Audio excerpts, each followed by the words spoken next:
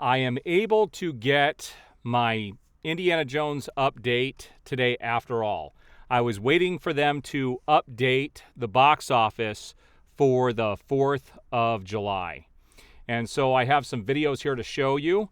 But before I do that, I want to talk about a couple of things that I've seen online and some things people need to be aware of. And then I'm going to talk about something that actually happened. I got a message today on Twitter from Lucasfilm, the actual Indiana Jones page, and we're going to take a look at that. But first of all, I personally don't know anybody outside of people making comments on my page that did not like Indiana Jones.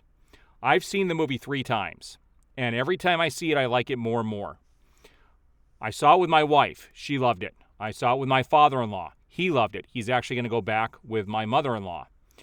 I went yesterday with my dad and my 2 youngest. They all loved it. I have yet to see somebody that I personally know that did not like the movie.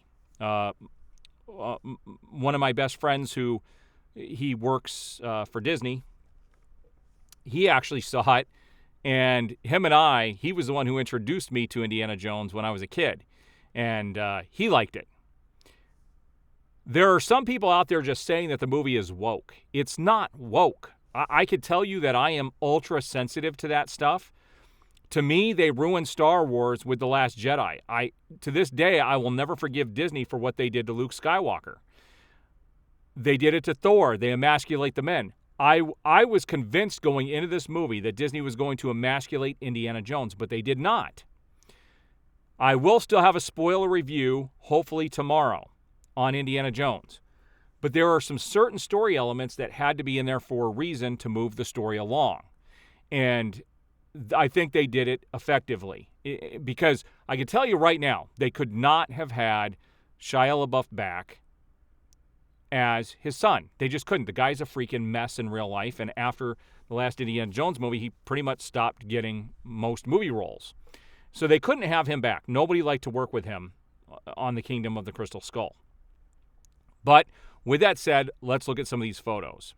So this was what I got from the Indiana Jones Twitter page today. It's, I did this the other day. I said saw Indiana Jones and the Dial of Destiny for the third time today with my dad and 2 youngest. Everyone loved it. This film gets better with every viewing. Thanks, James Mangold, Indiana Jones. They came back and said, would like to use your account name and your above tweet in advertising marketing materials that promote Indiana Jones and the Dial of Destiny in all media worldwide in perpetuity. Do we have your permission? And I did give them permission. I did make sure that was the true Indiana Jones page, and they were asking for it, and I gave it to them. And that, to me, this is special, okay? I can't tell you how much this character means to me. I was so afraid that Disney was going to ruin this movie. They didn't. And I'm happy to help them promote it. I hope more people go and see it. So let's talk about Indiana Jones and the Dial of Destiny and the box office. A lot of people are coming out saying it's performing worse than The Flash. And yes, Disney has done irreparable damage to the brands that they have in their employ. In their possession, I should say. And this is not doing as bad as The Flash. I could tell you that when I went to go book the showing yesterday with my dad and my 2 youngest, I had a hard time finding a theater that wasn't sold out. And I live in the proximity of quite a few theaters. It's crazy to see this. And I will tell you that I did pretty well on Tuesday. And I'm questioning the numbers that we're going to see here because there wasn't, Monday was almost the same as Tuesday, which I don't see how that's possible since a lot of people were off on Tuesday and you could go to the movies during the day. So I'm questioning the numbers. I don't see how they could be accurate. But as of today, this was just posted, domestically, it's made $83 million. If you remember, I posted a video today, The Flash just broke $100 million. It's going to easily make another $17 million here in the U.S. this week, probably before Saturday or by Saturday. The international take is $70 million for a worldwide of $154 million. This is definitely going to do better, way better than The Flash did. I'm telling you right now. And I'm hoping that this one has legs. I think word of mouth is going to get around. Most of the people who see it really like it. And I don't know what people were expecting with an 80-year-old Harrison Ford. This movie was still him through and through. He was not sidelined in his own movie. I can guarantee you that. But let's look at the numbers for the last couple of days. So here were the numbers. Now, first of all, on Friday, and I'm wondering where the Thursday showings were because that's where I was. But the Thursday showing, they don't have on this list. Day one, it made $23 million. That was on Friday. On Saturday, it made $42 million. On Sunday, or I take that back. On Friday, it made $23 million. Now, I have to question this because more people are off on Saturday and Sunday. For it to have a drop from $23 million to $18 on both days seems weird. But then on Monday, it did almost $12 million, and it almost had the exact same amount on Tuesday, yesterday. It's in the same amount of theaters.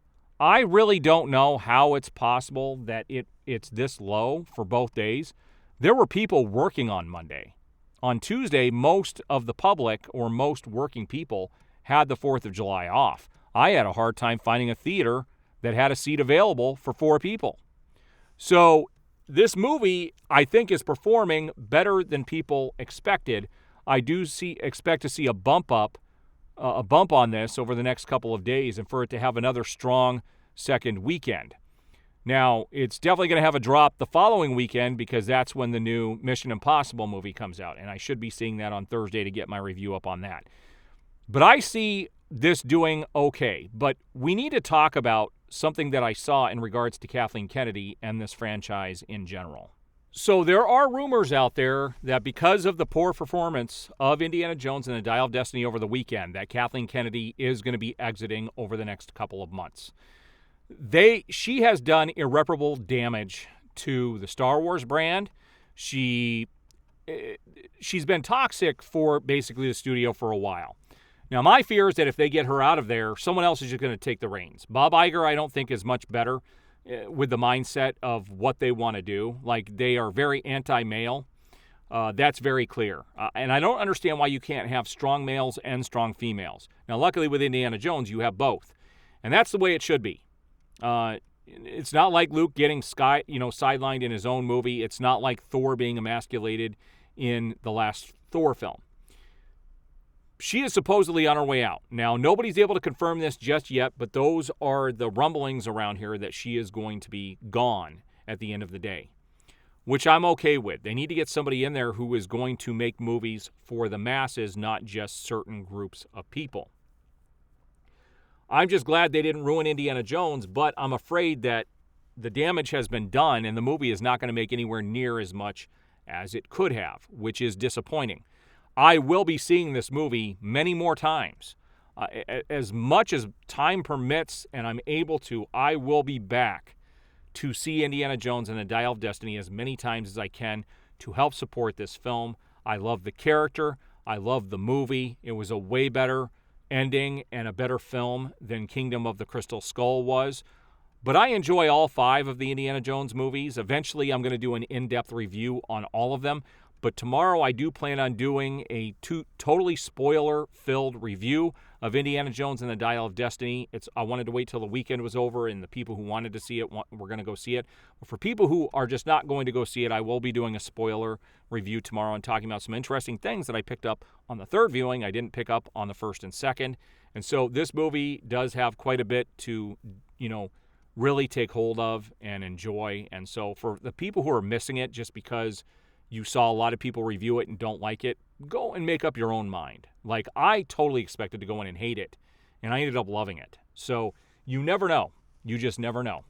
All right, I do appreciate the support. If you haven't already, subscribe, like the video, hit the notification bell. That way you will be notified as new videos go up, because with as much content as I have coming, if you are not subscribed, you are going to miss something. I do appreciate it. We'll see you guys on the next video.